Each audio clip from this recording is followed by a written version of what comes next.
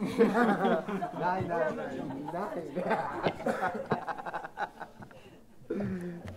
No, they try. No pressure. French.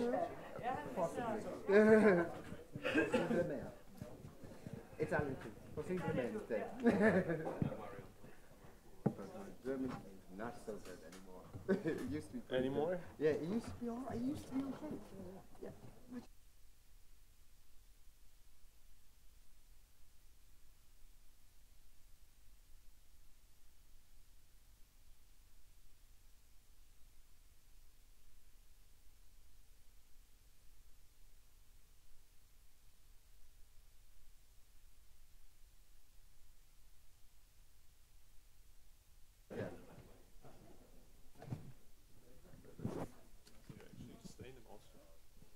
I work with Red Bull as well. So the project was going to fly for one. And so I'm in Salzburg a lot. Yeah. My thing. Johannes, have you been anything? Yeah. I think I can handle it. Sure. Shouldn't be a problem. They're really vicious. I think we made it. Okay, we do too. Yeah. I think. Sorry. Not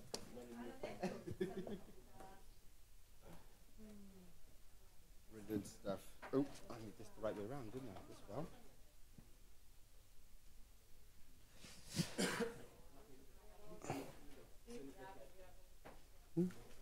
You sure? Okay, ladies and gentlemen, the first of our international athletes are here, and I've kind of, this to me is the fun bit, speaking to the athletes who have done all the competing, been the best of the best, and then absolutely coming here to join us. So for me, this is a real honour, gentlemen, of course, to have you here with us. I kind of always write these little things to start things off. So I wrote here for the you two Javelin boys, right?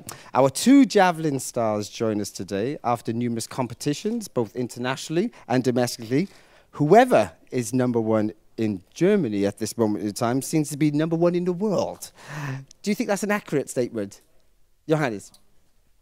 Is it working? Yeah. It's Yes, it's working. Yeah, of course. The German javelin throw had some really good years. The last couple of years. Yeah, our development is going further and further, and I think we pushing each other really well. So I think that's our key of success. That we are so concentrated and really motivated, and that we push each other. Thomas, what's your thoughts on that? Yeah, I can just agree. I mean, we ruled the javelin now for almost 3 years, and I mean, it's fun for us. And if you're kind of peaking the whole thing, it's fun to get better, and it's really helping that we are a big team, that we are a good team on a high level, and this is exactly what Johannes said. We push each other, and by that we're trying to raise the level inside the country, and by that we're trying to get more advantage on the international level. It's really rare that you kind of have an Olympic champion who is one athlete, and then the world champion is another athlete from the same country, you know, with a year apart. I see one smiling because the World Championships was much sooner. But the Olympic title, of course, is something that's also really very, very important in every athlete's career. But if we're going to talk about the season in general. So first of all, I remember watching Doha, and I was completely mesmerized when you launched the javelin over 93 meters. Did you know when you were preparing, when you were warming up, that this is the day this thing is going to fly? Actually, no. It was the first competition of the year, coming out of training camp.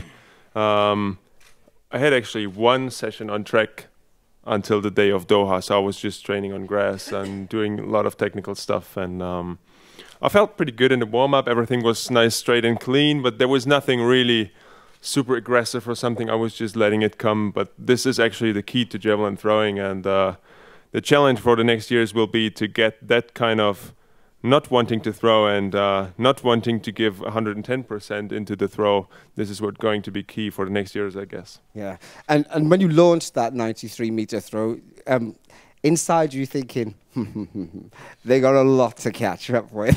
You can be honest. You feel it. You feel it immediately. Yeah. When you launch that throw, you feel that you did something better than before. And the throw before was actually 88 because I was chasing his 89. And but I was in the mood of, this is what happens every competition now. Nobody's in the mood of getting second place or something.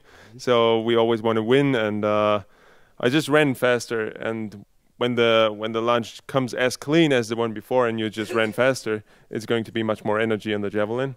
And if you see the Javelin lift, that's the best feeling.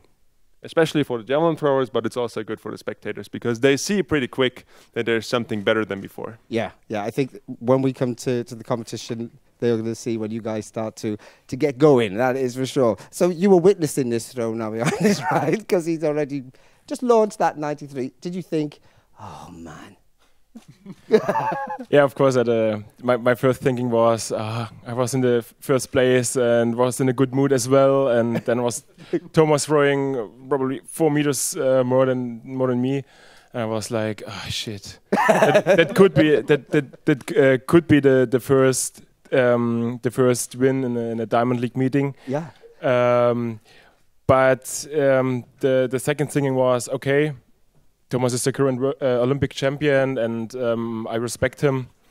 And yeah, I mean, it's also good if you see the 2 German flags in the first places. Yeah. You see how you made him feel? That's not nice of you. It's just sportsmanship. Treating a young man like that. But tables turned. When we came to Switzerland, again, Lucerne. And things were a little bit different. You decided to go, well, just 1 meter further than him. Second furthest throw of all time. So talk me through that. That must have been phenomenal. Yeah, it was an incredible competition. It's also difficult to find words for that. I was in a really good shape, or I'm already in a really good shape. And yeah, it was only 2 days after the German championship, and I feel it in the warm-up. Oh Jesus, it could be really far today. I think I had 189 on 190 meters throw in the warm-up. In warming up? Yeah. I mean that's my way. I have to throw a little bit further in the warm-up to I mean a little bit more self-confidence. But yeah, and then I was starting with 90.75, and I was like, okay, that's nice, PB, and get the 90. I mean, it was one of my goals this season to catch the 90 meter mark, and then it was like, okay, more and more and more, and the crowd was crazy as well. So yeah, anything comes together, and that was that's why I throw that far in Lucerne. Yeah. So if we have an amazing crowd here, you're in trouble. Couldn't get a big throw going out again here. Do you know what the head-to-head competition numbers are? Who's had whose victories over who the most? I think after qualification and final at the World Championship, I think it's 7-7 between us. Ooh. So the season, yeah. Of course. So and we have two competitions. I mean, I have 3 competitions to go, and Thomas too, and we meet us in Zurich and in Berlin as well. So yeah, we will see. I think maybe it's 8 and 8 again after Easter, but we will see. Do you know, that wouldn't be a bad way to finish, because then we have the European Championships in your home country, which will cause another little bit of competition, but also will raise your standards, no doubt, because having a home crowd cheering you on, surely that will make a difference with both your performances. Yeah, the crowd is always really important for us. It's just more fun to compete on a high level if there's somebody behind you, understanding your sport. Really, that really propels every athlete, I guess. And if you're down there, it can be noisy, but if there's some kind of rhythm, it always helps you. Mm-hmm. And Johannes, what do you think? It would be a big assistance having to be back on German soil and going for that championships, of course. Yeah, I mean, anybody saw the amazing crowd in London the last week, and I think it's a little bit more special in Berlin as a German. So I think we will be really excited and looking forward to compete there. We can't forget that we have a lot of other javelin throwers in Germany. Because I was asking, and next year in Berlin a medal as well, and I said at first I have to qualify myself. So I'm pretty sure I will, but the key point is to stay healthy, and then I think we will rock the European Championship as well. Bring it back to Zurich and the World Class itself. You're looking forward to the competition. Do you want me to put you under pressure and say how far do you reckon you're going to go? Speaking from my point of view, I never give any prediction for javelin throwing for the competition because the javelin is so hard to understand even for the athlete. So it depends on conditions, it depends on the track, it depends on the competition, it depends on this guy, it depends on me, depends on also, think about the Czech guys are really doing great. We have just Jakub here, and he's going to give us a hard time because I guess he's also really coming with good emotional memories from Zurich last year. This is something we need to keep in mind, but I think we are ready to go. And it's a brutal track. I mean, Zurich is just give or go. And if we survive the track, if they survive the big blocks of us, the javelin's going to fly far. We like to hear that. Now, I'm going to ask a little cheeky question of each of you, right? So first of all, Johannes, when you look at this young man here, what do you think and go, he's really good at that, and I wish I was like that? One thing. Yeah. I mean, it's a really difficult question because javelin is so. Yeah, of course there are, but I have to say that javelin is so individual. Yeah. I mean, if anybody looks at, for example, Andreas, Thomas, and me, where anybody of us are different types of an athlete. We have different type of techniques. But yeah, like Thomas showed the last couple of years, he's really stable. He has a really stable technique, and he's improving a lot, and he has a lot of new ideas, and that's what I appreciate. And yeah, of course, his speed, his run-up, and the fast arm, it's, yeah. That's enough. He's bigged you up enough. Now, you've got to big him up now. What do you admire about this young man? You see that chest? Yeah, but that's just for the beach. Now, talk about for the javelin throw, right? He gets it involved in the throw, and I don't. So I think this is one of the key facts he has. He's just waiting for that chest to work, and he makes it work. But this is also the individual style. I mean, I would never ever be able to use my chest in a big way just because of my technique. Yeah. But he uses this and gains a lot of height and also good flight options for the javelin. Ladies and gentlemen, our wonderful javelin throwers. If you've got any questions, I can have one or two questions. Which way? Wherever the mic goes first, yeah. Thank you. I'm Gaetano Pesa from Kenya Daily Nation newspaper, the home of YouTube Man, the javelin champion. I really want to know your Saint Merada remarks on the prospects of Julius Yego actually challenging you guys. Thank you. Julius. You've been asking how Julius is going to challenge us here. Yeah. Well, he did we don't really know what happened in London to him with the injury, so we need to see how he feels here. And he's always a threat to us because he's like how'd you say that? Like a surprise box, we would say in Germany, something that comes up from nowhere. He can throw far if he's in the right mood, and we'll see if he's in the right mood. One last question. Johannes, so I'm curious about how you finish your throws. So I went back on YouTube and I found some guys who were finishing like that. There's a world record holder back in the 50s and 60s who finished like that too. Have you always finished your throws kind of landing? No, not really. In the training, I have it's difficult to explain. In the training, I will not fall down after my throws. I think if you saw my last attempt in London to 87, 71, yeah, it depends. If I'm really fast in my run up, then sometimes it's difficult to hold my throw. Yeah, and the easy way is just to fall down, and that's it. It's not more. It's not because the medias in Germany was asking, why you fall down after your throw? It gives it more meters, and I was like, no. It's not a special technique to throwing further. It's I just can't explain it with that I'm really fast at the moment. I have a really fast when my left leg is coming down to the ground, and sometimes there are no other solution to hold this massive block. Thank you very much, ladies and gentlemen. We all look forward to that javelin competition. Thank you, gentlemen. Thank you. Thank you. I think we'll just stop the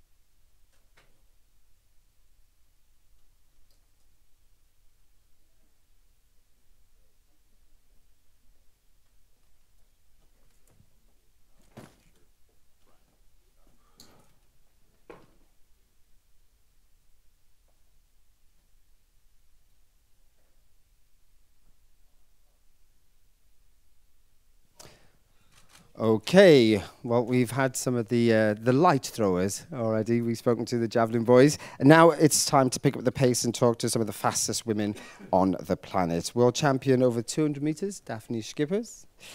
Of course, double Olympic champion, 100 and 200, Elaine Thompson.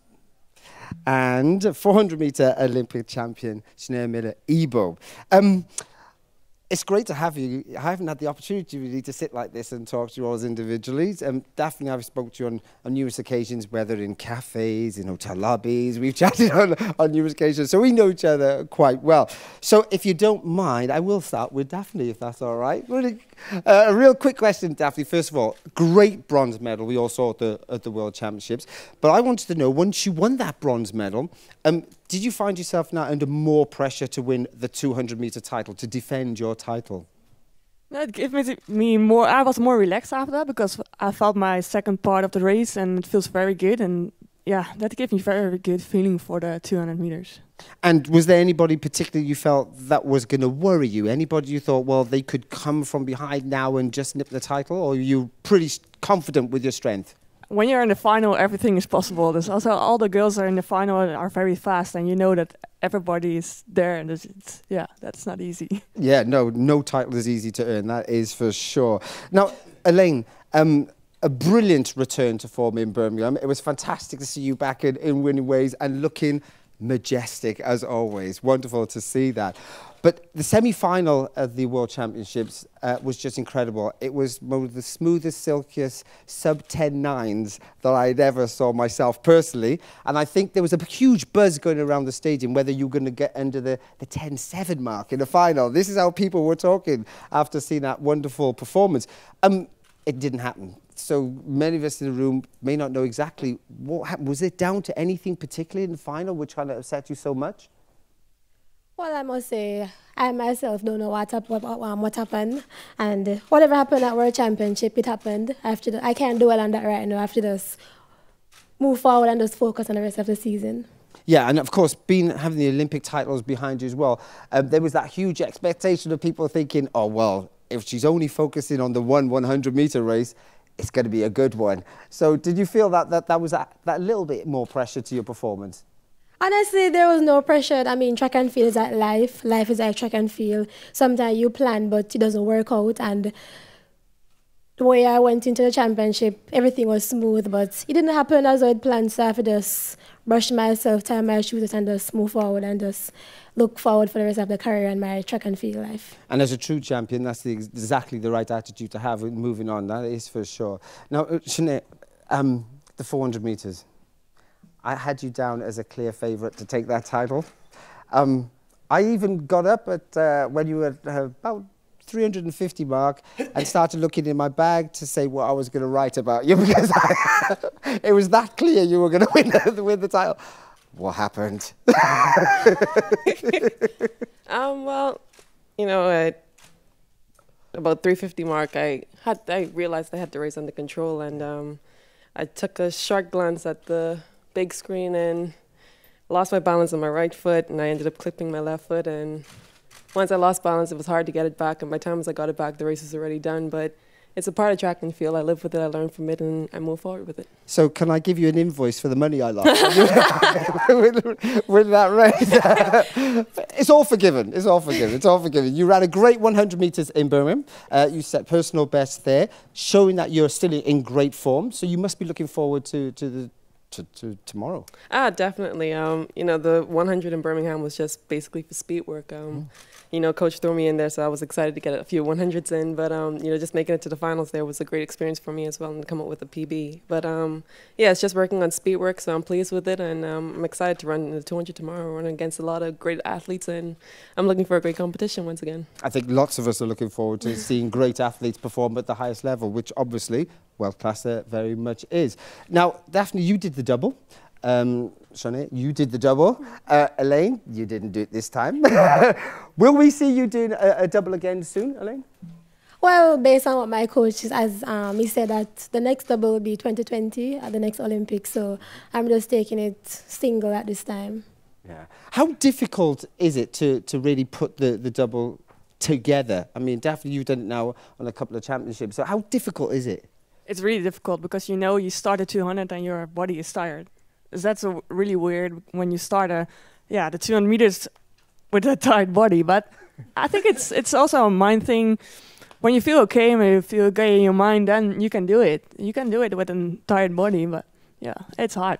So let's flip then and do a 4-2 double. Yeah, how tiring is that? To be honest, my first experience, it wasn't that as bad as a lot of people made it seem. Training for the 400, we do so much in training, and so just to come out there and do a few rounds, it wasn't that much of a big deal for me. But once you get done with the 400, you have the 200. 200 is more of the fun event for us, for quarter milers, and so yeah, it wasn't really a difficult task for us, but definitely gonna try it again in 2019, and hopefully things turn out better then. All right. Now, interesting. I mean, we have 2 athletes from the Commonwealth here and one from Europe. Next year, we have a European Championships and the Commonwealth Games. So if you're British, you got to do both. If you're from the Caribbean, you do one. And Europe. So would you think you would participate at the Commonwealth Games, Elaine and Shaunae? Would you do that? Well, I'm not sure as yet based on what the season looks like next year. I see. Yeah, because it's quite early, isn't it? So it's like April. I'm not sure as yet. Yeah. And we're looking at it for right now, but we're setting plans to compete at the Commonwealth. Alrighty, and of course, Dafne, Europeans, you have to be in Berlin. Yeah, of course. Yeah, I have to be there. And will you do the double? Yeah. We will see. First this season, and then we make the plans for next season. I know a coach. She's doing a double. I can tell you that now. Are there any questions from the floor to any of these fantastic athletes that we have here? Yep, Mike's coming here. Can I ask each one of the athletes, what is their, you do different distances, but what's your favorite distance to race? Well, my favorite is definitely the 400.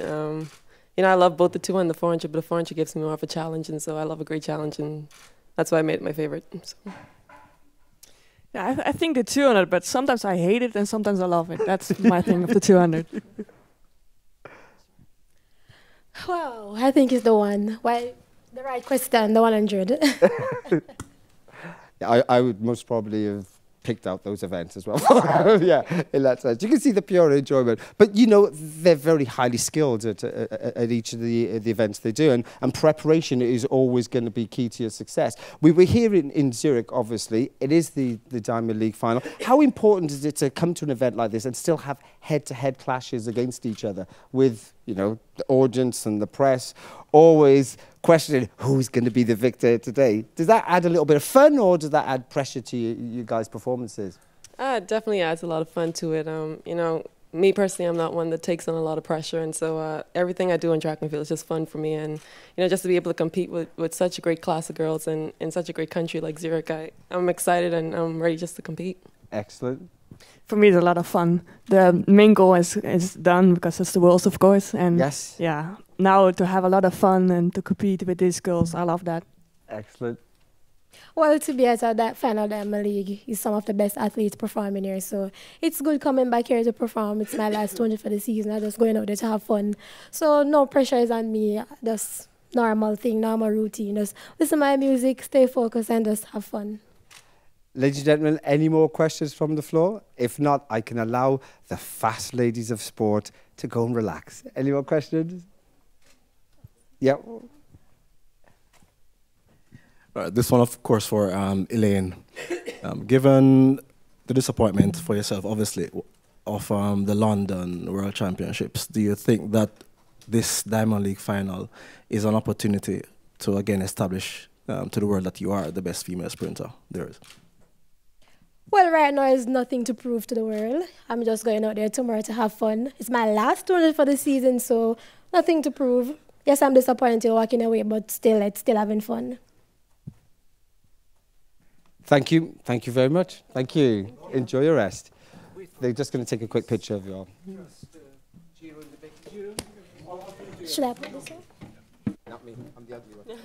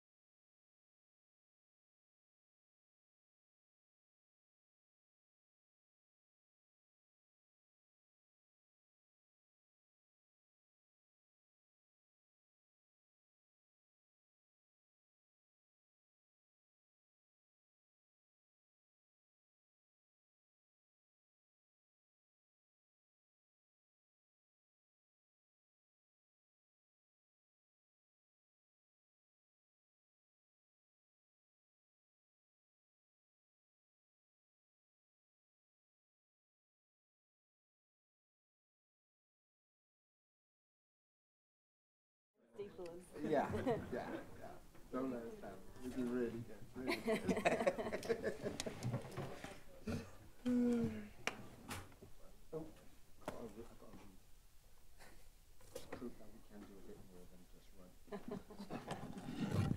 Reading is hard. Tell me about it, especially what I write. That is for sure. And you need to talk at the same time. Yeah, you got to engage your brain, right? You got to engage our brain. Okay, we're here with possibly totally non-biased, the best events on the track, which involves jumping things. So listen, guys, you like this. You like that. I wrote this about us, right? This is what I think. All right, here we go. Life, listen to this. Life is generally throwing obstacles in our way. We have to overcome them to succeed. And the next group of athletes I'm introducing will understand this because they have physical barriers they need to clear to be on top of the world. Fair assessment? I thought only the slow guys needed hurdles in the way to make a race, you know? That's what I've been told. Yeah, I'm with you. We're the true performers of the event. So, ladies and gentlemen, I'd love to introduce them. Of course, first of all, we have Sally Pearson, who's the 100-meter world champion. We have Karsten Warholm, who's the 400-meter hurdle world champion. And Emma Coburn, who is the steeplechase, 3,000 steeplechase champion. So, I'm really pleased that I'm sitting and gathered with hurdlers here. So first of all, Sal, what is it like to be back at the top? I guess it's pretty amazing. I've been down for a few years and I didn't like it. I didn't even like being the third fastest going into the semi-finals at the World Championships. So I made sure I made a point in the semi-finals to become the fastest into the finals. So I guess you can say I like being at the top and I like winning, and that's why I'm here. Behind this, did you give them any advice about what it's like to be on the top and how to handle being on the top of the game? Well, I was asked, what does it feel like for you? Are you tired? I said, or are you used to it? And I said, well, I just take it as it comes. There you go. There you go. Do you want to reveal who said you were tired? I asked her. I thought you were. Because I am. Yeah. Well, come on, let's talk about you then. Because what I found interesting, I loved your reaction at the World Championships. It was just fantastic. I mean, your season really, for me, became alive in Oslo, right? Setting the national record, Diamond League victory there, of course. And I think there was huge expectations of what you could do, but perhaps not many people thought that you would do it at the Worlds themselves. Your reaction was a mixture of shock and surprise and, wow, I've done this, excitement. Does that kind of summarize it? Summarize it very good, actually. Yeah, I think the thing you saw after the race took more energy out of me than at the actual race. So for me, it was very good. It was. Yeah, they can hear you. They can hear you. Yeah. I was actually worried when I watch him run because I always think you're going to tire yourself out before you run because you get so excited. It's you. When I first saw him at Oslo, I'm like, he's not even going to be able to run. I love that. I love that. Just take it out, and if they want to beat you, they beat you, right? Let them go past you. That's the challenge you set. I'm not afraid to lose. Not too bad an attitude. Not too bad an attitude. It's a good attitude because as the expectations get higher, you know, most people would think that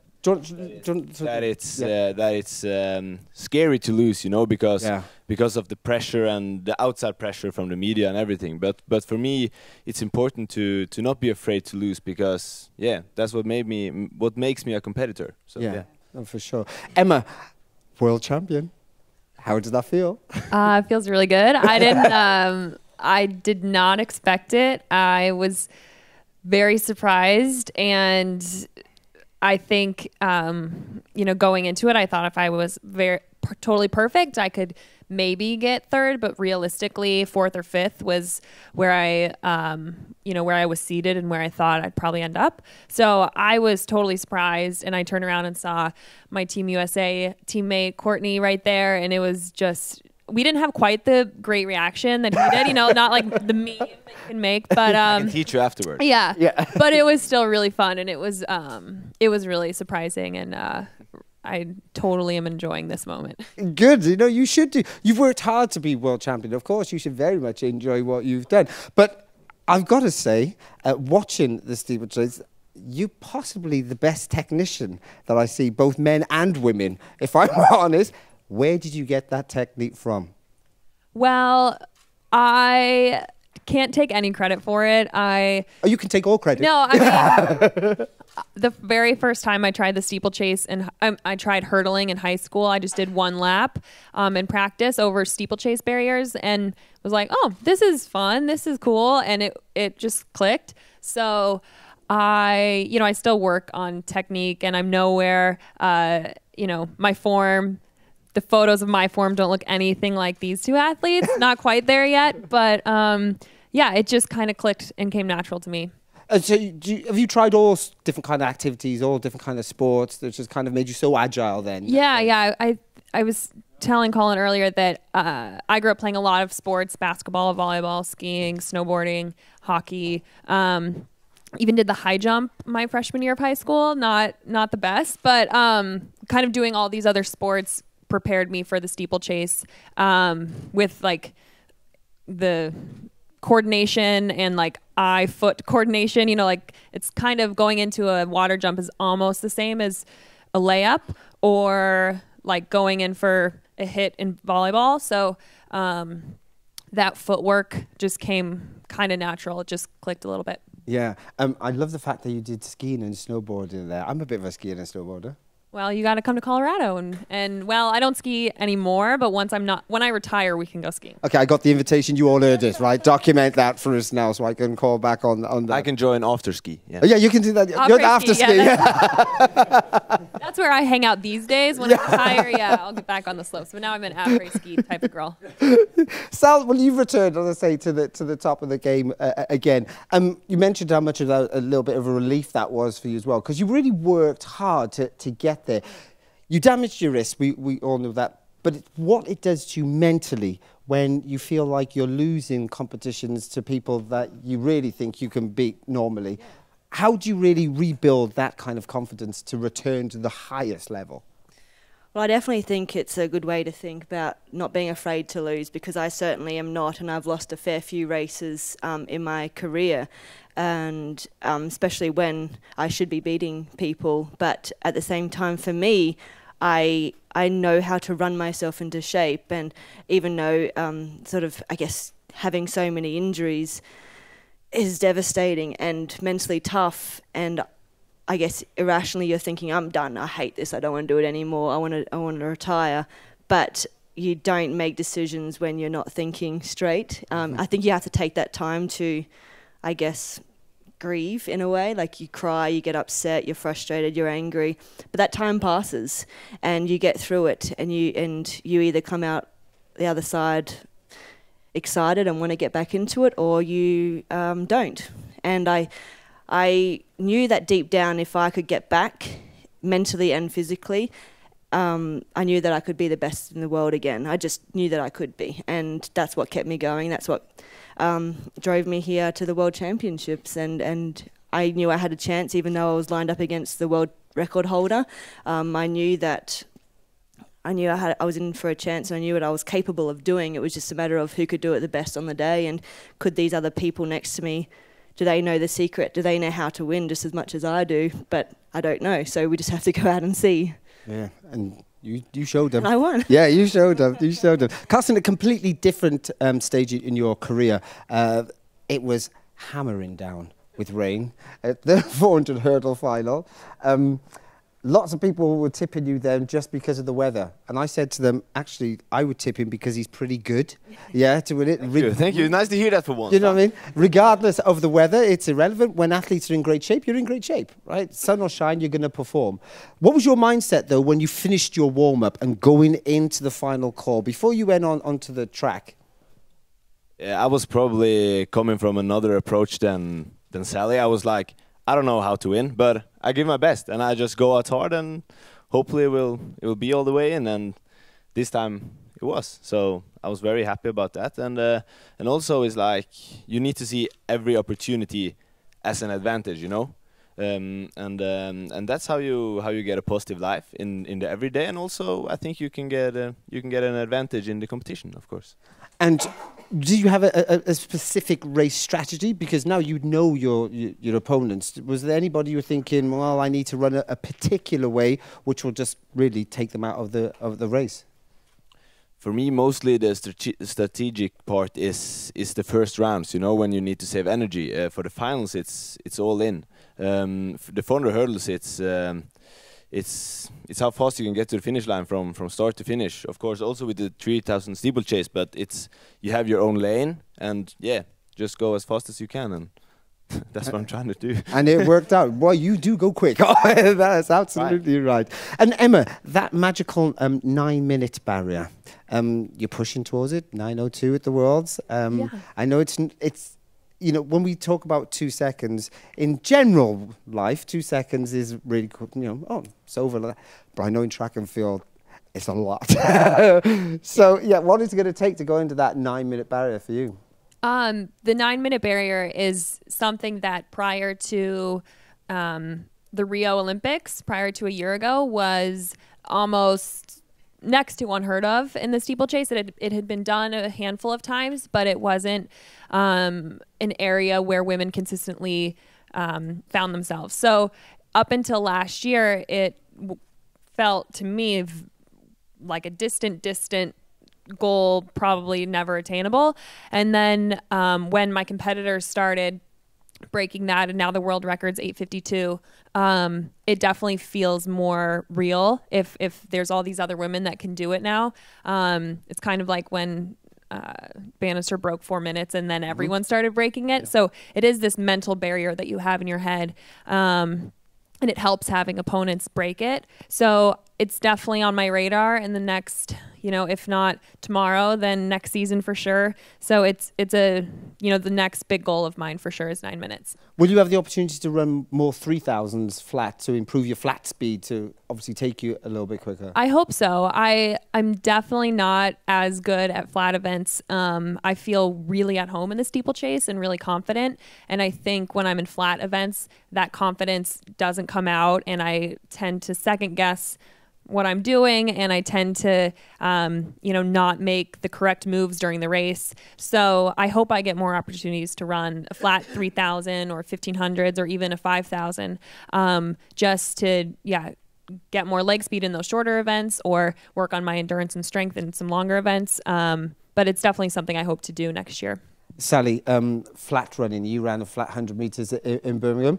I actually saw you run the Commonwealth Games 100 metres as well. There is a Commonwealth Games coming very shortly in your home nation. Yes. So what event do you fancy doing? Do you fancy hurdling, or do you fancy doing a flat, or do you fancy doubling? Well, I mean, that's right. I have tossed around the idea of doubling. Definitely wouldn't choose the 100 over the hurdles, though. As Emma said, she feels comfortable and at home in the steeplechase, as I feel so comfortable in the hurdles as well. And when you go into a flat event, you're just like, the confidence goes down a bit, and you do, like, I thought I had a pretty good start. Yeah, you go up against them, you know, right? I mean, I got a good reaction. I got the fastest reaction out of the girls, but their acceleration just like boom. Yeah. Okay, this is not for me. No, I do love running the hundreds, and they are a lot of fun. And I did have a lot of fun in Birmingham, but I haven't decided whether I'll double up in the Commonwealth Games, but it's more likely not. Okay. Yeah. Just focus on the hurdles. On the hurdles, yeah. Not a bad idea, not a bad idea. I don't think so. I'm pretty good at it. Yeah, you're not bad. Yeah, you're not bad. And of course, you've got the European Championships yourself there, Karsten. Pressure now will be on, perhaps people looking at you as the world champion to take the European title as well. Yeah, probably. I don't know. The thing is that the guy on second place, Capello, he won the last European Champs. He got number 2 in London, so that means that I need to work for it last year, the next year as well. And for me, it's all about getting back to work now and try to do the same things that I did the years before, because that's what made me what I am today. And for me to have my coach and to do that work, I think that will be the thing now. Yeah. Are you a recognisable face now in Norway? Do people now still point and go, there's the kid who did that amazing job, or there's the kid that goes when he wins? Yeah, I will say so because like in Norway you don't get that many gold medalists, and for me I don't know, it's good but also very tiring. But yeah, that's what we work for. It's nice to be recognized for your achievements, and I appreciate it, but now I need to have a break as well. I can feel it in my body. Absolutely. Do you have any questions from the floor? Oh, yeah, quite a few. You must be popular hurdlers. We haven't had so many questions here. There you go. The mics will get to you. Mics will get to you.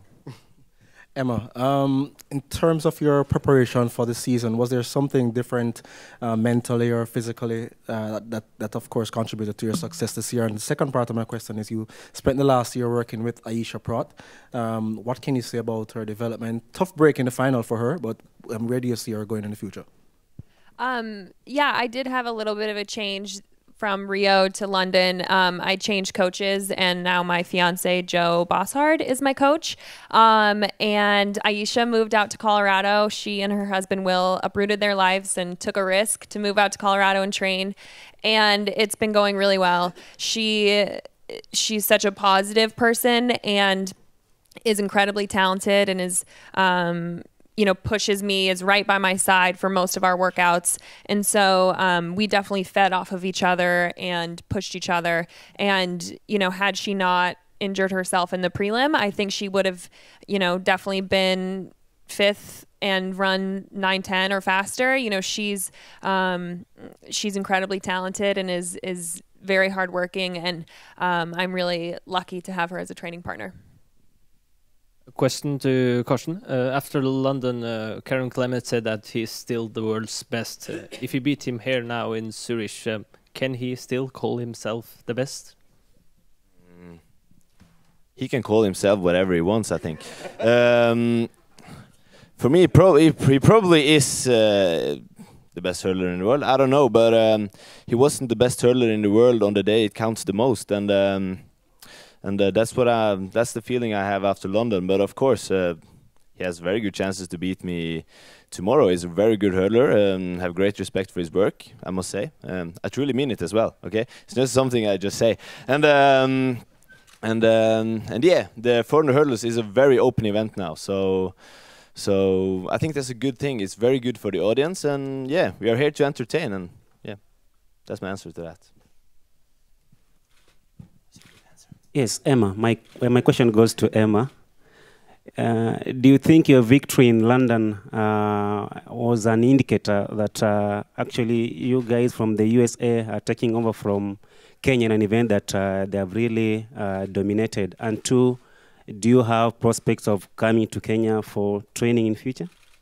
I think that the US-Kenya rivalry will continue to grow in the steeplechase, and Kenya has such depth in the event, and I think there are maybe 9 Kenyan-born athletes competing here, and so obviously a very strong steeplechase nation. And I think that me and Courtney fed off of each other a lot in that final in London, and I saw her on my shoulder, and that motivated me to continue pushing and to continue taking the risk of going out as fast as we did with the Kenyans. So I don't think it's necessarily a changing of the guard, but I do think that the rivalry will continue, and there will be years that Americans will win and years that Kenyans will win, and probably years that people from other nations will win. But it is a fun dynamic, and I respect the Kenyan women a lot, and the Kenyan-born athletes for how how, like I was saying earlier, how they've pushed past that 9-minute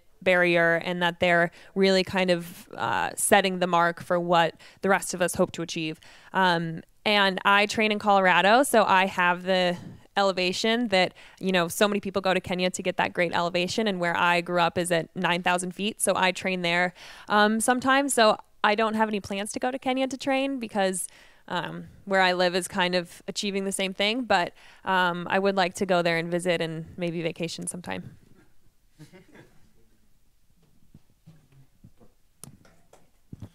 This is for all three. Right after you won your races, can you share with us your your first thoughts? Or what was going through your head? Oh my God, I won. that kind of thing. I'm just so curious. was this before the race? Or Right after right you after won. the race, So each okay. one of you, I'd love to hear what you guys have to say. What was that?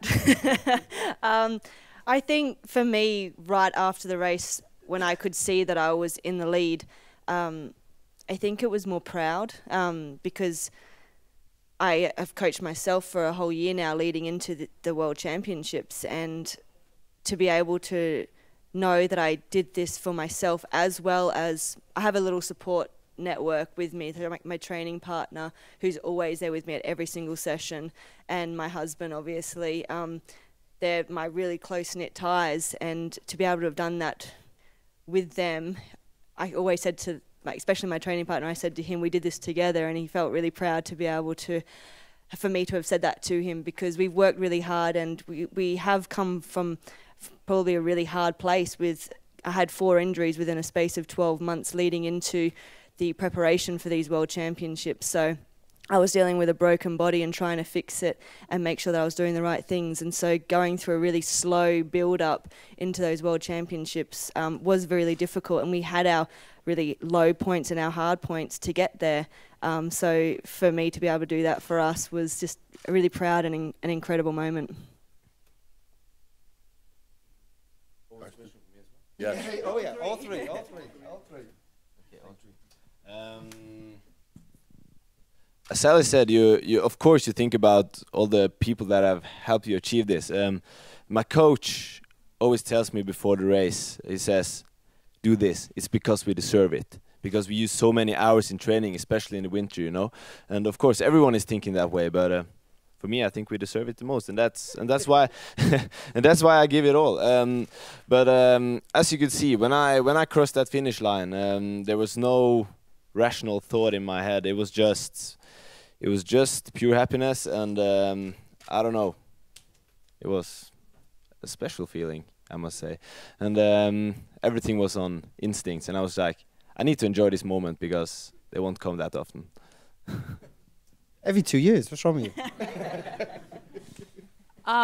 The word I just kept saying was what?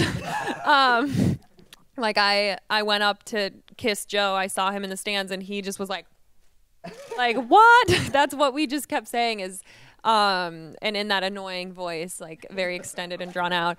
And yeah, I think, you know, they've captured it well, saying that it is a big team effort. And as Sally said, her husband and her training partner kind of are, you feel like it's your team and you're doing it for them more than even yourself. And so I felt the same way with Joe and Aisha, that, you know, this was such a team effort and a group effort. And also Team USA had a great meet, and I was watching every night my teammates win medals and was so incredibly motivated and fired up. And so never did I think that I'd contribute a gold to that. But so that's why we were just, what? But then just, you know, oh my gosh, I can't believe it. And Courtney kept saying, is this a dream? Is this a dream? Like, am I dreaming? And so my other half was saying, no, Courtney, let's get our flags. Let's do our lap. Like trying to keep her in reality, because she was like, oh my God. So I was, yeah, that was my reaction. A great reaction. Any more questions from the floor? Yep, let's get the mic there. Sally, you said you were self-coached. I'm wondering, how long has that been the case, and why do you decide to make that decision? Well, I guess the reason why I decided to make that decision is because I'd had 3 coaches, and then I got injured 4 times in the space of 12 months, and I was thinking, well, something's not right here, and I have to fix it. But I didn't know who to go to, and at that time I didn't know whether I wanted to continue in this sport. But I wanted to keep fit, and I wanted to keep healthy, and then I just said, okay, well, if I'm going to do this, let's just at least start coaching myself. Let's write some programs down and see what happens. And no way did I think that was going to continue for the whole year. I kept open-minded, and I thought, well, if I can't do this, then we'll have to find someone who can help me. But things were improving rather quickly, and but at the same time I was holding myself back because of all the injuries that I had, and I wanted to be careful about how my body was going to handle the training sessions, because this sport demands a lot of us, mentally and physically. And so I wanted to make sure that I could handle the load that I was about to throw onto myself, which is incredibly hard. But I enjoyed every moment of it, and I started coaching myself, officially started coaching myself, like going to the track, was on the 8th of August, which was the first day of the athletics of the Olympics last year. So I couldn't be there, so I was like, well, I might as well be training through it then, and watching and trying to get it inspired for each session that I go to. So yeah, it was a hard decision because I didn't think I could do it, but at the same time I'm enjoying every moment of it, and still am, and waiting to get back home to prepare for next year. Any more questions? If not, I've just got a quick final question for each of you before I release you. We are here for the final. It's a Diamond League final, Zurich. What can we expect from each of you? Sally? You don't have to expect yourself. You could put them under the caution. What you expect from them as well, by the way. Well, I expect all three of us to win. Hey, there yes, you go. I think we should. I think we're all capable of doing that.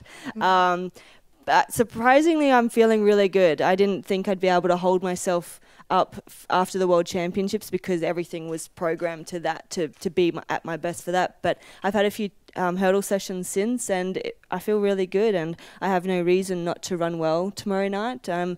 But you know, anything can happen in a hurdles race, but hopefully positive things happen in the hurdle race tomorrow night. Positive so yeah.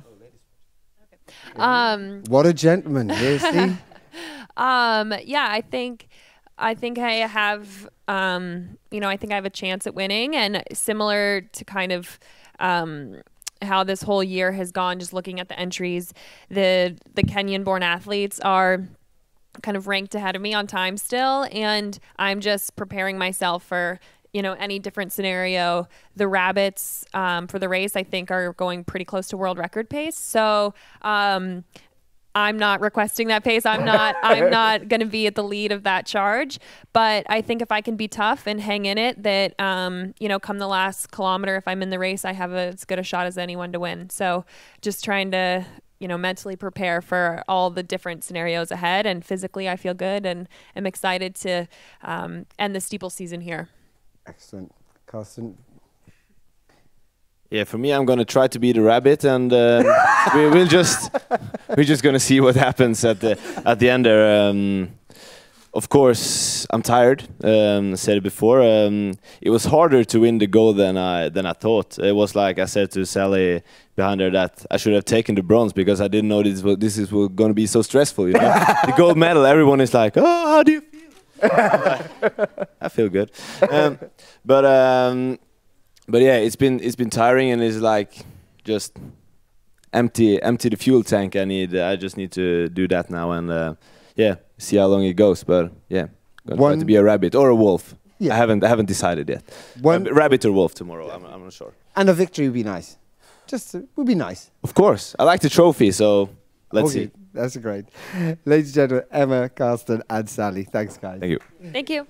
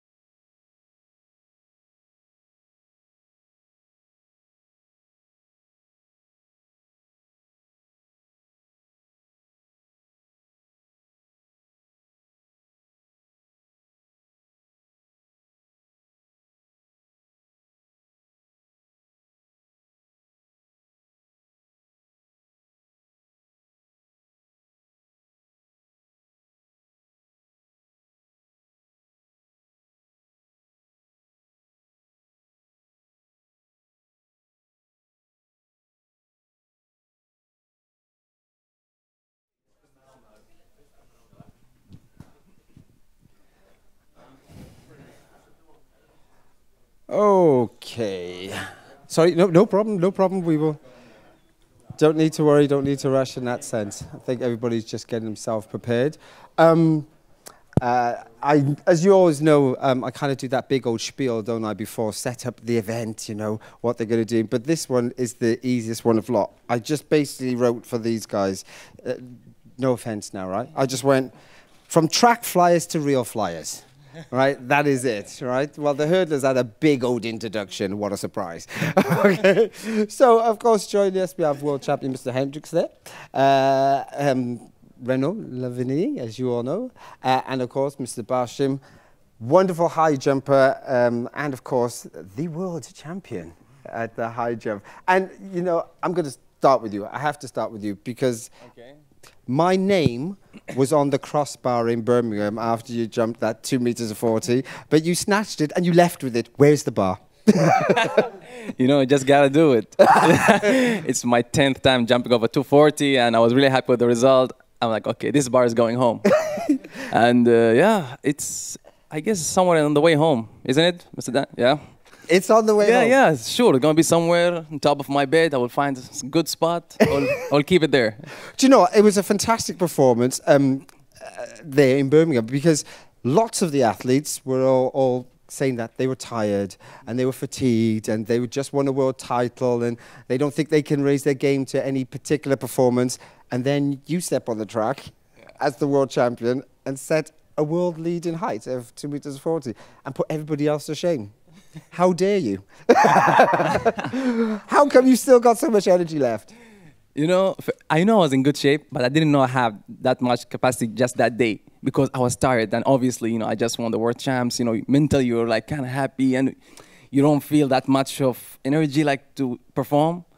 But, you know, as I said, after the world championship, I get back home and I didn't do any training because I was tired. I couldn't. I came to the track one time. I couldn't. I was just chatting with some friends to get back. And I couldn't. And my coach tell me, like, I know you're ready, you're in good shape. You just have to find your rhythm. And I know I was also in good shape, but as the competition started, I didn't really feel anything. I felt like I was jumping kind of sleepy.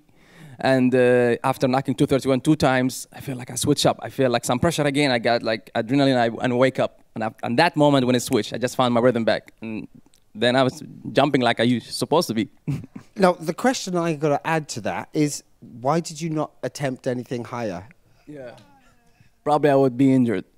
Okay, fair enough. Because yes, I'm not 100% recovered yet from the wars and all the travels and stuff. And I just want to take it step by step. I don't want to rush everything. It was a great moment. I'm happy with the meet record, with the world lead. I know if I recover for 1 more week or so, I could perform. So step by step, still have 2 meets here and then Iberstadt. So we'll see how it goes. Okay, so you still have the meets. Yeah. You still have the meet. Yeah. Sam, I'm going to whip across to you now. What a phenomenal year you've had. World title, of course, and get over that 6 meter mark. Impressive. You happy with it so far? Well, it's certainly not a fault of my own that you end this year. Well, it's not ended yet, but you come to this meet undefeated with a 6 meter mark in a world championship. But, you know, I've had great jumpers to follow all year. You know, in years past, I had to really learn how to lose from guys like this in order to beat him sometimes. Yeah. And that's all we ever hoped we could do is really bring our best effort to bear at every competition. Treat it all like a championship. This meet here in Zurich, this is my championship. World is behind you. You take that confidence, you put it forward. But you know, I really have to thank my coach and my cowboy over there, Scott Kendricks. He's really held the reins right this year and kept me healthy, kept me getting stronger each individual meet. I didn't have an indoor season, so I kind of feel that extra energy that other athletes may not have because of that 5 or 6 meets they took indoors. I didn't have. So now I'm putting it on the end of the year. Okay, which is fair enough. And we're happy. It means that we're going to get a good competition, hopefully tomorrow. Well, it was a good competition last year between me and Renaud. I hope we can do it again, but it's open to anyone this year, the way the points work. And Renaud, we cannot forget you out of the equation here now. It's been a changing year for you, of course, being a dad as well. It changes everything, your perspective and everything. But tell us how your season's gone in your opinion. Well, my season has been very, very, very hard because first of all the winter I was injured, so was hard for me to see the friend jumping pretty well, and I have to stay at home, take care of my legs and everything, and I was very happy to be back on a competition in May. Get a very good first battle with Sam in Shanghai, and then following the work. And I've been very happy to be able to take part of the big battle in London, even if I knew that's going to be very, very hard.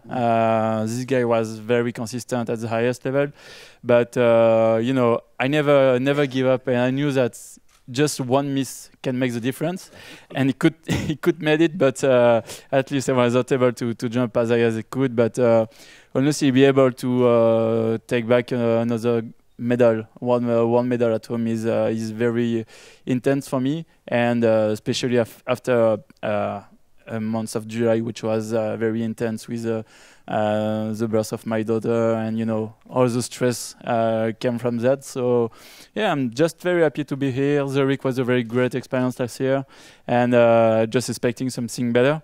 Last year we did both first, and we know that this year we cannot because of this diamond. Yes. So so it's gonna be interesting to get back to try to get back to the highest level and make the show. Sam, no doubt you've watched Renaud perform, and what is magical about him? Do you see? You think, wow, that is great. Well, considering the fact that he has enough diamonds to put his bet on top of, kind of makes a huge difference in a young jumper's mind when you say, okay, what does it take to be a professional in this event? And I have to use him as a model. He says, okay, he is consistent at the high bars. He makes his sacrifices in training. He realizes the limitations of his body and then can come back from that. And that's a lot of things that an athlete needs to learn how to do, and something I've strived to learn from a guy like this. Now, he said some nice things about you, so you better think of something real nice to say about He doesn't have to. He doesn't have to. Real soon. I'm going to give you a bit of time to think because I'm coming back to you. So this world record in the high jump. I mean, Soto's world record has been there for a long time. Many occasions we thought it was going to go on. People have just missed it. Come on. When is it going to happen? It's a target. In 2014, I was close on many occasions to have it.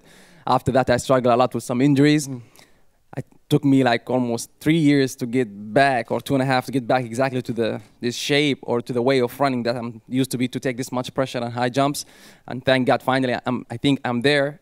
So it's just a matter of time. Good competitions, good day. We need, good fight, good day, and it could happen any day. It could happen. You mentioned competition. Yeah. So who do you seem is to be your major rivals right now? Yeah. When I step on the field, I give credit to everybody. But when I mean competition, I want people to push me up. I don't want to feel like when I jump 240, I'm a winner. Understand? Yep. Because that's what it all would take. Like, I don't want just to feel about one thing, because it's not the same when you have a competition. People that always push you up. If you look at my best jumps, always have a competition. Like to push you. And, in 2014, 2015, we have like 5 people that jump 240. So you can jump 27, 28, 37, 38 in meets. So like you end up 4th, 5th. So that's kind of competition we need. Yep. Have you thought of something yet, Renaud, to say about that? No, not quite. Okay, keep thinking. We've got the World Championships. Yeah. Are gonna go to Qatar, obviously in Doha. Yeah. You're going to be there as the defending champion. Yeah. A lot of focus will be on you. Most probably pressure like you've never felt before. How are you going to deal with that? Are you already in your mind thinking about how? Yeah, I'm thinking. First of all, I'm happy because not every athlete gets to experience the World Championship in his home. Mm-hmm. Of course, there will be so much pressure, and I'm expected not just to perform, maybe to win and to break some record, maybe the world record, maybe the championship record. But that's like normal because what I did. So now when I jump just gold, they'll be like, but what's the height? So it's going to be pressure, but I love it because I know they have a pressure that people want me to do good, to do better. And I know that all my family and friends and my people are going to be there. So I just want to be healthy and ready to fight. Key place to be, healthy and ready to fight. You've had enough time. Here we go. Your time's up. Sam, you can block your ears if you want, or you can listen to what he has to say. But it's going to be good. We've been here before. The very good thing is not about, performance sports. It's more about human being. Sam is maybe one of the only guy which is behind you every time. I mean, from many competition. I remember even last year after Rio when we were in Paris, he was just behind me, clapping for the public, you know, and he was leading. I was trying to jump, I think it was 87, something like that. And he knew that if I did it, he lose. And I did it. Yeah. And he was happy. And he lost, yeah. So that was the thing. And, you know, it's almost like that. And even in London this year, you know, for my last attempt at 6:01, he was just ahead of me and, you know, give me some... It didn't give me advice, but it just gave me some few words to, you know, give the motivation and give me the pleasure to be here, to share the good experience. And I think that's for sports one of the best things we can have. So, you know, people sometimes think that he came to disturb you. He can, you know, to make like something crazy, and you don't want to care about that. But in fact, not. It's just like. He's happy to be jumping with us. So yeah, just for that, he's a very good guy, and you know, it's no often we can see people like that on a track. That's not a bad compliment, that, you know. Yeah. Well, I think it's like what Mutaz said is that I want great competitors to jump with me, you know. And a long time ago, I wanted to be on the same stage. With my heroes, right? And you know, you're not that old, but you're kind of old. So it took me a while to get here. So, but here we are, right? Brilliant. Any questions from the floor for these guys? Yep. Never too old. Where's Jeff? Oh, there you go. Okay. For Mutaz? Yep. So that 240 was really cool to watch in Birmingham. You got a little more in you to go higher tomorrow? Thank you, first of all. Yeah, as you know, I felt good. The weather is good. I know its stadium is sold out. Going to be a lot of people cheering, so why not? I just want to take it step by step. First, secure the win, and if that's done out of the way, I was thinking about the meeting record. My coach told me about today. It's as old as I am, since 91. So I was like, oh. Yeah. So yeah, that's a target for me actually, because if I jump 41, that's a big thing. So I think I will have everything to do it. Just we'll see tomorrow how the competition gonna go, but definitely it's a target for me, and I'm looking forward to take that record. And then a different question for Renaud and Sam. You guys compete against each other really well, and I love the chess game that you guys do with the heights. Sometimes I'm trying to figure it out, and you can't. But tell us a little bit about that when you guys, for example, Renaud, if you want to be ahead of Sam and you miss at 587, you will then take your last two jumps at 589 or 591. Do you guys plan this out before a competition, or do you just do it right there? No, I mean, you know, when we get on a competition, we have like a first plan, which like, you know, making that kind of bar, and if everything is going well, but usually it's never happened like you want. So you just have to deal with that. If you're able to make the first bar, make it at the first attempt, it's good for you. If you make a cross and someone else doing it by the first, you have to think about something. The first two things is, or you're here to jump high, or you're here just to win, you know. So sometimes if you want to jump high, you know that you have to jump like step by step and secure some bar. And when you're in like for the World Championships or big event like that, you know that you have sometimes just one jump, and this jump has to be the highest as possible. So it depends on the mood of the day. Well, certainly, you know, in years past, Renaud is the world record holder. It's so hard to say, I'm going to jump higher than him to beat him. Those words won't come out of your mouth when you're competing against the world record holder. In years past, in like 2014 and 15, in order for me to beat him, he would have to be having a bad day, and I would have to have a great day. But considering that I was able to jump 6 meters this year and the world lead is in mine, it kind of gives me a little bit more leeway to say, okay, if Renaud does that magic move of saying he's behind, he's going to pass to a height I can't manage, well, maybe I can manage it too. And so that's kind of where we are right now. Renaud recovering this year, me on the rise. We're kind of right there in the middle together at that competitive level that makes these things interesting. Because it may not be written in stone that, hey, passing the 6:01 or 6:03 like in the Olympics is hard. I couldn't do it in years past, but if there's one guy that could do it, it'd be Renaud. And so you're always saying, okay, it would be nothing against me. That's why I'm always happy. Like in Paris when he beat me at 87 on his third attempt, I said, well, what did I expect? The world record holder to miss at a bar that he's jumped 100 times? That's not something you do. But I can see myself as more competitive in these situations, and it makes it interesting. Miss, make, pass higher, and let him have the last jump in the World Championships, even though I was the winner. I don't know if that's happened before, but I think it was cool. Any more questions from the floor? Yep. I'll get up to you. For Mutaz, I saw in Birmingham after your height, everybody cheered for you and you had a group hug. So are you like learning from the two guys next to you to bring something more to the competition than just rivalry? Because honestly, for me, maybe I'm a woman, that's why I like it. But I love seeing them having such a great relationship, pushing each other, and seeing that happen in the high jump to where it come from.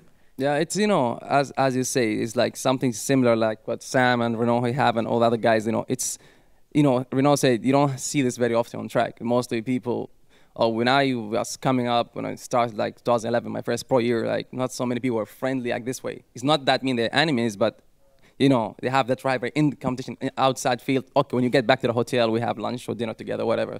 But, you know, now it's changing because the way that we, like, you know, this other generation, I can't say young no more, we're 26, 27. So the generation that follows up, we have different kind of mentality and we take rivalries different, you know.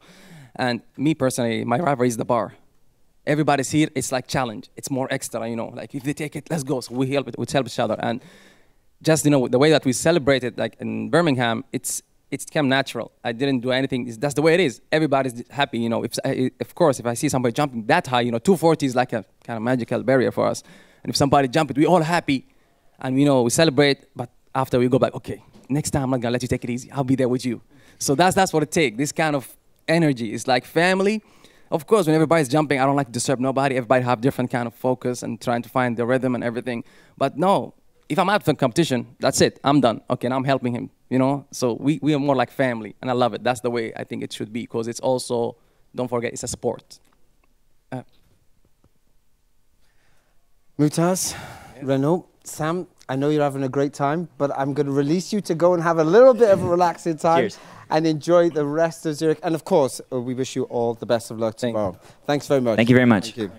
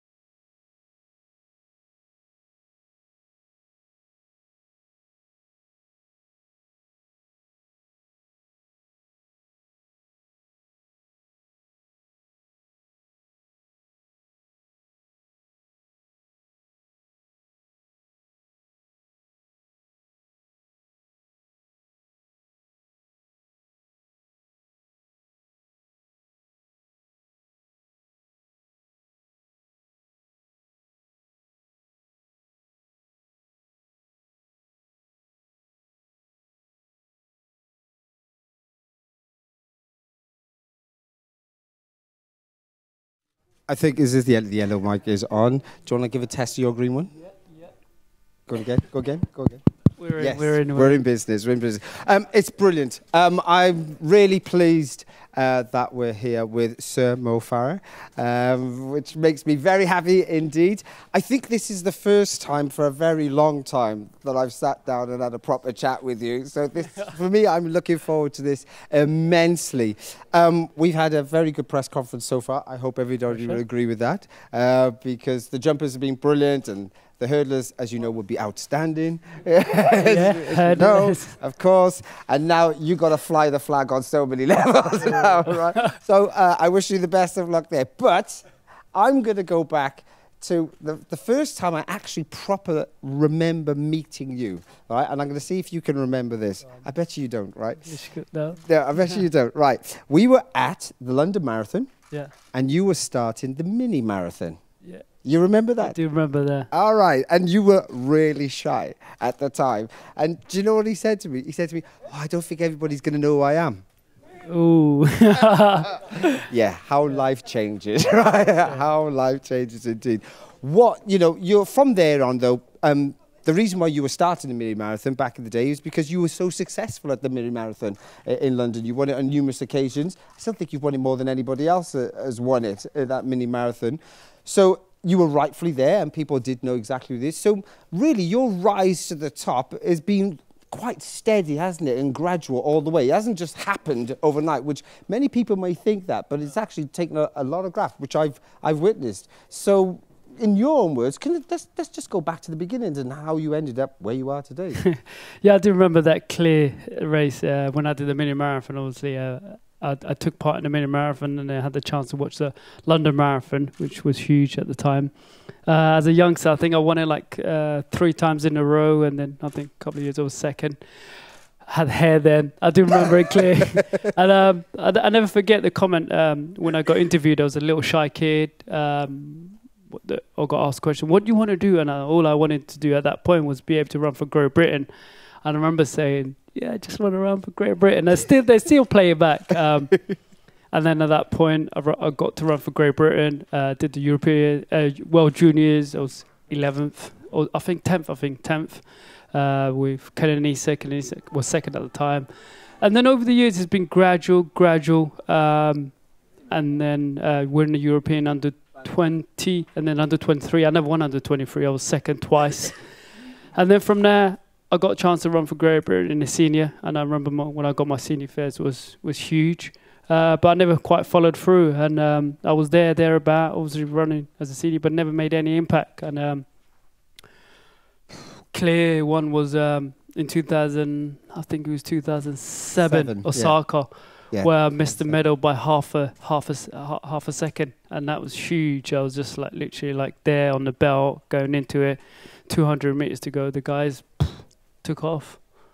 And, in real terms, you were still quite young and naive in distance running because you'd never been in the mix with those type of guys on a regular basis. So for us to expect you to really come home with a medal would have been big expectations, but you obviously had them because you knew already at 2007 what your potential was. Yeah, that definitely. What really opened my eye for them was in 2005 when I got a chance to live with the Kenyans guys, train with them, do what they do day in, day out, and going to uni, being a lad.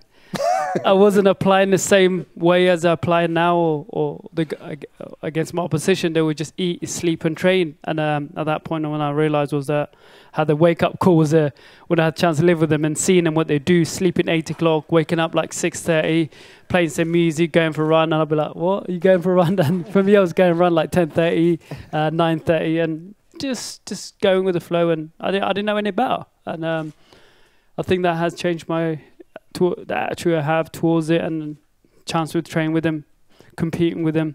That was huge, and I remember we did a key session at St Mary's College. Was Moses Zero, Mika Kogo.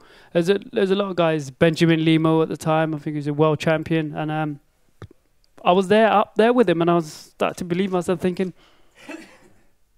I could train with them, I could live with them, and yeah. the huge breakthrough where you really came into everybody's mindset, you know, not so much just in Britain, we had expectations of you, really was in 2010. Yeah. And it was Barcelona, it was the European Championships, and all our eyes were focused on you because now your attitude had changed, you know, you'd focused yourself and you were going to attempt a double, which we were thinking, go for it, Mo. Yeah. Go for it. Let's see what you can do here, because this is going to be a genuine challenge, not both physically, but mentally. How do you prepare for it, and how do you deliver the performance? So, we're in 2010. Talk us through your first race, first competition. My first big competition was 2006, going back. I came second at Europeans, and then it used to happen every 4 years, Europeans, so I had to wait another 4 years, and I remember thinking, I want to do it next time, and I trained through, and same thing applied. I was in Kenya training, coming through, based myself in front Renaud, won the 10, and then came back for 5 and won it, and it was amazing. And then ever since then, I'm like, I want to continue, and that did change me as an athlete and having the right attitude. And I was like, okay, I've won the European stage. Well, how can I compete with the guys? And I remember sort of just stepping up and try and learn from athlete, from coaches, see what they do, and really just finding out. I think what was, for me, the incredible change that you showed there was not just your attitude of mind and how you prepared yourself, but the actual attitude in delivering the performance. You kind of started then learning how to control a race and be the man. Yeah. And that's got to be difficult in a 10 and a 5K to be always wearing the target where everybody is shooting at you. So how did you kind of deal with that? Because that was going to be immense pressure, never mind what was to come. Yeah, no, it's, as I said, Colin, what we do, people don't quite see it. So you have to enjoy it, you have to believe in it, and you have to work hard for it. And when you get given that chance, you've got to make most of it. And it has happened, but it's been hard work. And when I start to believe myself, and you go in as a different athlete, you go in as go and do it, and then year after year to have that pressure, it gets harder. It might not show it, but it does get harder. It weighs more, and always having target your back is never an easy thing. Over the 6-7 years to do what I did, just looking back, it's been incredible. And now I'm finally to say this is it. This is it. Zurich is your last track race, because you're not actually retiring. Race, yeah. No. You know, lots of people will be thinking, oh, but Mo's gone. No, you're not retiring, right? We will still see you on the roads. We'll still see you doing marathon running. It's just in the track environment. Yeah, no, track. Everything must have come at some point, and what a career I've had. Obviously going to be sad. I will miss it. But I want to go into the road and see what I can learn on the road, and I think it's going to same transition it's going to take in terms of doing one, learning from it, improving it, working out what body can do and can't do. And the quicker you realise and the quicker you honest yourself, the quicker you move forward. And I think that's the key. And secondly, just go in there as a new man, fresh and without expectation and target on my back, I guess.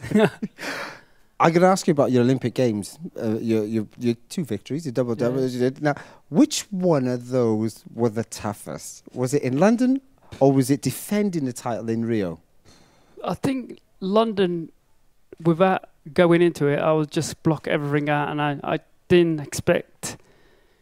Winning the gold was huge, and winning that first gold and second was like, whatever happens. I'm just going to give it 100%. That's what I did. And then to carry on another 4 years and knowing my opposition, they know what I'm capable, was probably harder, because they had 4 years to train, try and beat me and defending. I'd probably say Rio was probably the toughest to be able to, as an athlete, any athlete, to come back and to retain the title was huge. And you did it very well indeed, with lots of us with beaming smiles joining you on that. I think I ran 5K more than you there, I tell you. I remember seeing that bit back in London. Go on! Yeah. I was exhausted. But I'm going to go a fun bit, right? Because this will make you laugh, right? I was in the stadium. I was actually commentating with Steve Cram, as you know very well, when you were going to do the 1,500 meters in Monaco. Yeah. And myself and Steve's partner were winding him up, something chronic, right? Yeah. Saying to him, oh, Mo's going to break your record. Yeah. And he was like, no chance, right? He was like, no, it's not happening today. He said, oh, this field is packed. Oh, I'm not sure if he's got the right one. He doesn't do it. You slaughtered it. And you made myself and Alison laugh so much, indeed. But, you know, how much did that surprise you? Not just the British record, but the European record as well in the 1,500 metres. That definitely was it was a huge jump to be able to run, you know, over the years, run 3:33. I think that was my best 3:33 and broke in sub 3:30 was huge. In terms of training, I knew I was in great shape. I remember talking to Steve going, yeah, if everything goes well, considering what the training I've done, it's just a matter of sort of responding to a race and taking it not as easy as possible, but try and do less work as possible. That I knew I was going to run 3:30 thereabout, but that was off my training, and then go into it, I run 3:28, and it was massive. And then to come back the following year again, and then again. Yeah, you surprised him so much, and I just giggled. I loved the fact that you broke his record there in those circumstances. And I think I may have asked you this before, outside of press conference. It's like, why haven't you had to go doing an 8? It's a good question. People always ask me that question. Last time I did the 8 was the 2003 for my club. I just never got a chance. What time did you run then? 1:48. I think you're a bit better than that now, right? I think most 1,500 meters was run sub 3:30. Can run 1:45, 1:44. So I think that's what I could have run, but I ain't gonna run one. Yeah, I was hoping I could spin you a little bit there. No, because just do 1:18, just to please me. Yeah. No, as an athlete, you always have to tick every box, and what you try and do, not get injured. And I think the biggest success for me is being able to stay injury-free over the years. And always, it's the key is like, don't do anything you haven't done before. Just same year, last 6 years has just been same stuff. My body obviously hasn't. It's not as fresh. It's as you get older, you get a little bit more tired, and you just got to work it out. But I've just been doing the same stuff. You say you're not as fresh, but you got a big race. I'm fresh now, though. You're fresh now. Okay, phew, thank goodness for that. No, over the years, I've been year after year. Yeah, you've got a big race coming up tomorrow night. Without giving away any of the kind of details, how you think the race will pan out, because you'll have your own plans, you'll have your own objectives. Is it a tough race to be finishing with? Yeah, it's definitely a tough one. It's going to be hard. It's like everyone's in there. All the guys at the World Champs will be there. So it's exciting, and I'm probably going into a less favourite, as you know. But that's a nice thing, isn't it? Just sit back. Just sit back, yeah.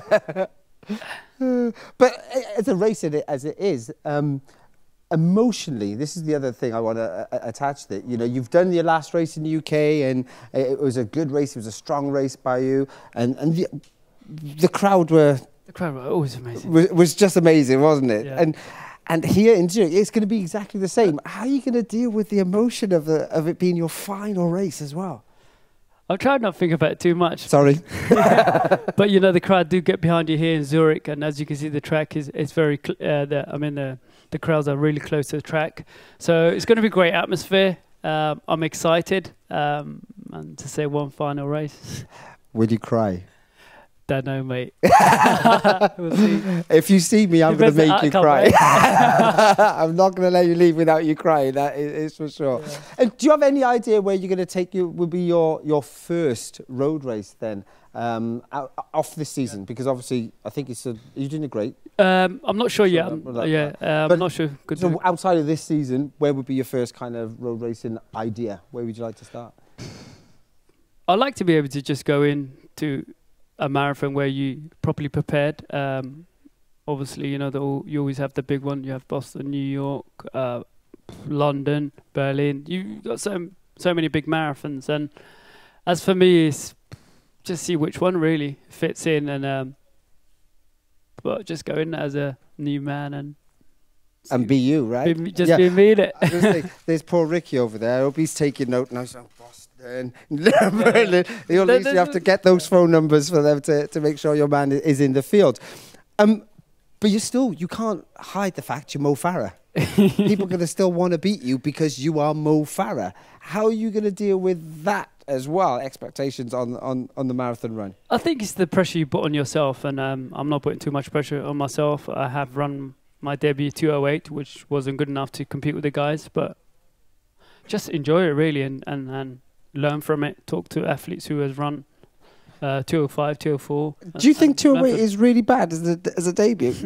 I'm looking around thinking there's not many people in this room can run 208. It was okay, but it wasn't good enough. That was 8th, right? Yeah, but I'm pretty sure for a man who was still concentrating on the track season, 208 when it's not your major event is not bad. Not bad. That's how high you set your standards. Yeah, no, definitely. Well, as an athlete, you always have standard, and just have to see which one, I guess, and see what I can do. Well, I'm certainly looking forward to that. Yeah, I'm certainly looking forward to seeing that. I won't join you on the start line there, though. You're all right there. that is for sure.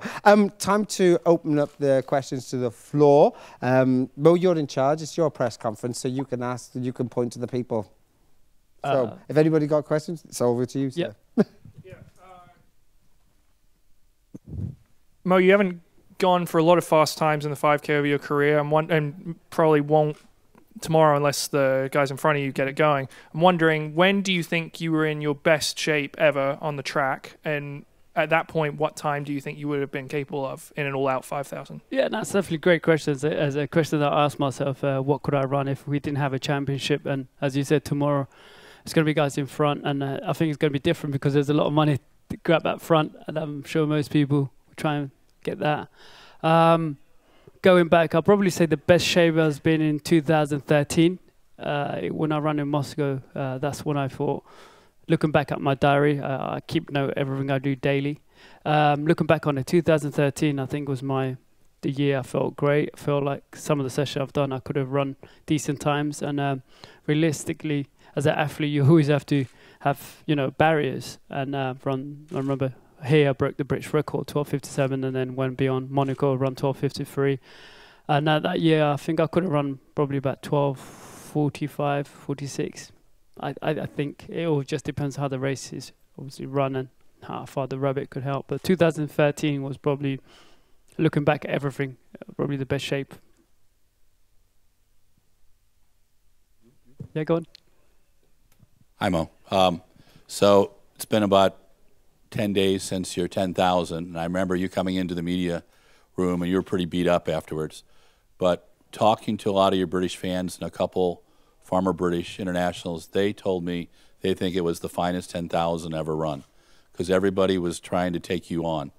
What did you feel during that race, and how did you deal with knowing that all of Uganda, all of Kenya, and all of Ethiopia wanted to rain on your parade?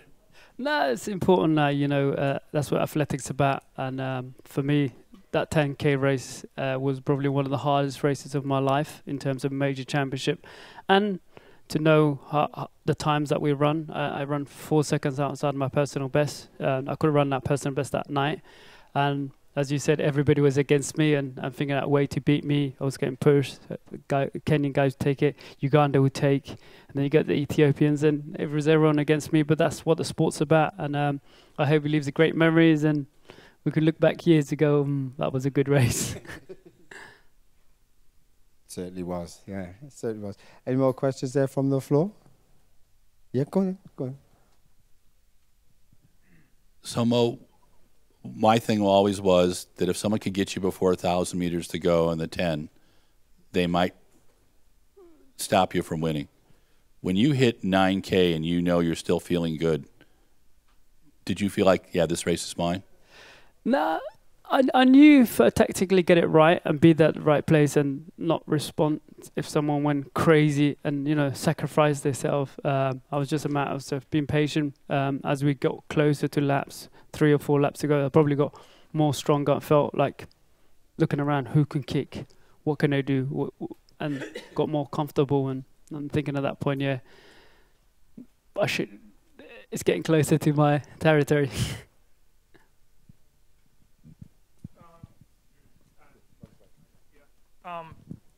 Mo, when we spoke after the 5,000 in London, you said you needed to look at the video and sort of see how you got beat, that sort of thing. Have you gotten a chance to review that? And at the time, you sort of thought it was Ethiopians were teaming up. Do you still stand by that? What's your analysis on how they were able to beat you in that 5,000? Yeah, definitely. I'll still stand by that in terms of obviously going into game plan. And looking back in the race, look, and you've got to be honest to yourself. And the quicker you learn, as I said, the better it is, and better you can move on.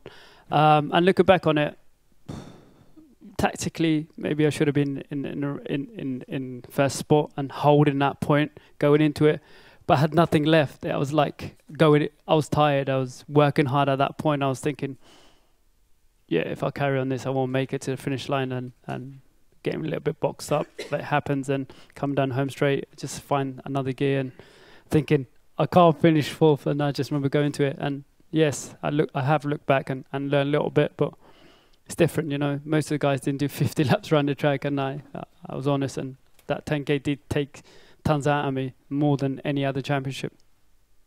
Were you surprised how much that took out of you, the 10? Yeah, I was surprised, because I was like coming back, and normally like I'm not as quiet, I'm not as that, I'm more chill, just moving around, want to do stuff, and coming back from the 10, I was just like beaten up. And I remember talking to my wife and thinking, yeah, it's all right, but and then she watched back in 5,000, and obviously we discussed, and she's like, didn't want to tell me, but she's like, you did look tired, you know. And I was. Yeah, honesty is the best policy. I guess the quicker you're honest to yourself, quicker you know, better, and that's in general life, I guess. Yeah, no, for sure. Any more questions there? Mo, talking about that race, do you think that Mukhtar Idris is like the star of that day, or he can have a big future in front of him? Like, you know, without yourself on the track, what can he do in the future? I think he can become a star. He's obviously run decent times. If you look at all his times, and he has performed, you know, huge on the day and beaten me. And I think the sports need characters, need people. It can be. It just depends, you know. Dealing with, obviously, comes with a lot of stuff, and how does he deal with it, and what can he do race after race, and how many years can he hold it? Obviously, better man won on a day, and there's no question of a doubt. Have we got one more final question?